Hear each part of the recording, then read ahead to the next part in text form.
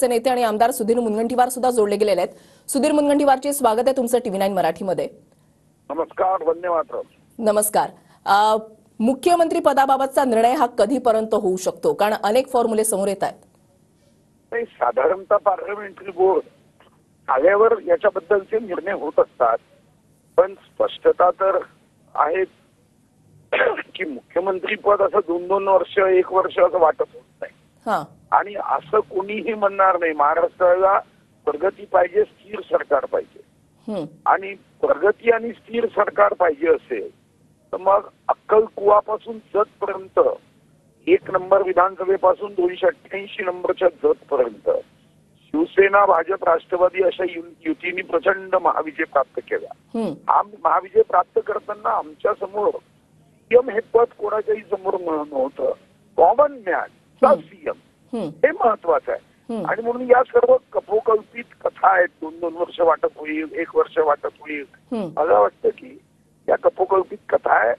या तीनही नेत्यांनी एकत्र बसून साधारणतः महाराष्ट्रामध्ये सर्वांनी आपापली भूमिका स्पष्ट केली आहे आणि माननीय मोदीजी, माननीय अमितभाई जो निर्णय घेतील त्या निर्णयाला महायुतीचे सर्व नेते हे त्याचा सन्मान करतील असं ठरवलं आहे।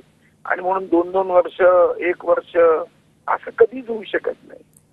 म्हणजे मग आम्ही असं समजायचं की महायुतीचा मुख्यमंत्री हा 5 वर्षासाठी असेल? निश्चितपणे शेवटी मुख्यमंत्री कोण यापेक्षा महाराष्ट्राचं पुढे प्रगती पाहिजे।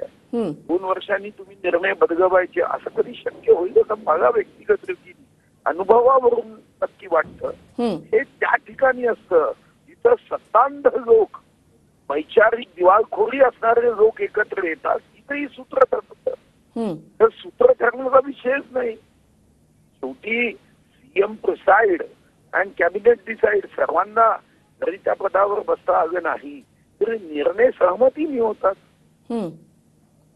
निवडणूक जी आहे ती एकनाथ शिंदे यांच्या चेहऱ्यावर लढवली गेली, त्यांच्या नेतृत्वामध्ये लढवली गेली, मात्र भाजपच्या सर्वाधिक जागा आलेल्या आहेत। त्याच्यामुळे साहजिकच भाजपचे नेते, आमदार जे आहेत ती मागणी करतात की भाजपचा मुख्यमंत्री व्हावा।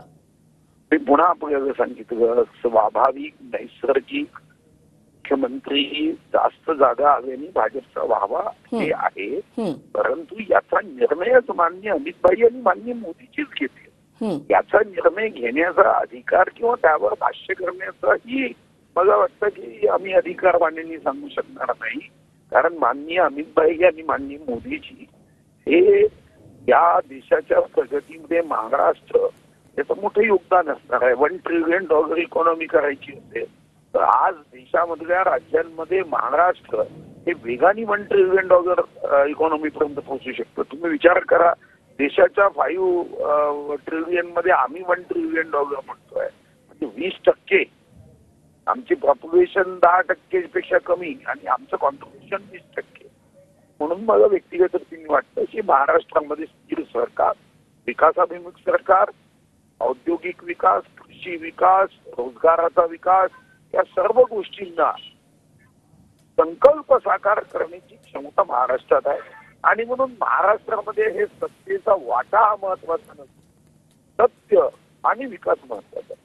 मुनगंटीवारचे एक शेवटचा प्रश्न तुम्हाला विचारते, सर्वाधिक आमदार भाजपचे आहेत, जर एकनाथ शिंदे यांच्या नावावर शिक्कामोर्तब झालं तर त्यांच्या नेतृत्वामध्ये तुम्ही काम करणार का? जर तर उत्तर देण्याचा प्रश्न उपस्थित होत नाही, असं जर तर प्रश्न कुठे उपस्थित होतो।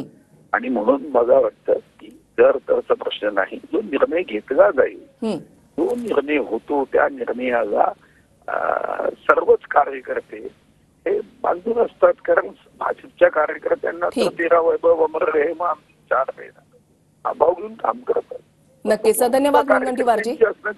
जी जी जी धन्यवाद मुनगंटीवारजी, तुम्ही आमच्याशी सविस्तर संवाद साधण्यासाठी। तर भाजपचे नेते सुधीर मुनगंटीवार आपल्या सोबत होते। जर तरचा प्रश्नच येत नाही आणि